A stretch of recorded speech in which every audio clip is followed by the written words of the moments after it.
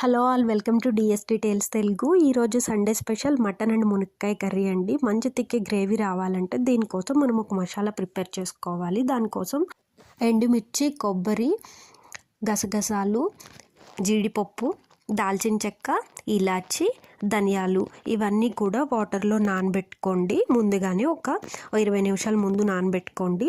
ఇప్పుడు మనం cooking process చూద్దాం. దీనికోసం ఒక కుక్కర్ పెట్టుకొని ఒక 6 టేబుల్ స్పూన్ ఆయిల్ వేసుకోండి. నాన్ వెజ్ కర్రీస్కి ఆయిల్ ఉంటేనే బాగుంటుంది. అలాగే కట్ చేసినటువంటి 2 మీడియం సైజ్ ఆనియన్స్ని వేసి ఫ్రై చేయండి. ఒక స్పూన్ అల్లం వెల్లుల్లి పేస్ట్ కూడా యాడ్ చేయండి. రుచికి సరిపడినంత ఉప్పు, అలాగే చిటికెడు పసుపు కూడా వేసి బాగా ఫ్రై అవనివ్వండి.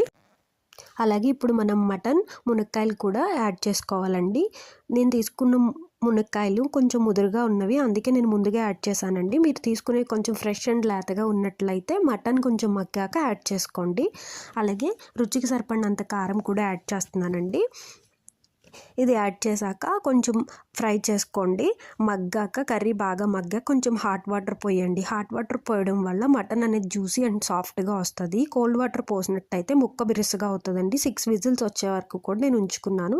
ఇప్పుడు మనం ముందుగా నానబెట్టుకున్నటువంటి మసాలాని మిక్సీ పట్టుకొని ఆ మెత్తని పేస్ట్ని కూడా యాడ్ చేసుకోండి కుక్కర్ మూత తీసాక.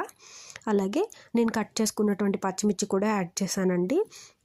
కొత్తిమీర కూడా యాడ్ చేసి కొంచెం థిక్ గ్రేవీ వచ్చే వరకు కూడా మగ్గనివ్వండి కర్రీని. అంతే అండి, చాలా సింపుల్ అండ్ ఈజీగా టేస్టీగా చేసుకునే మునక్కాయ మటన్ కర్రీ రెడీ. ఈ వీడియో మీకు నచ్చినట్లయితే లైక్ అండ్ షేర్ చేయండి. Thanks for watching. Bye bye.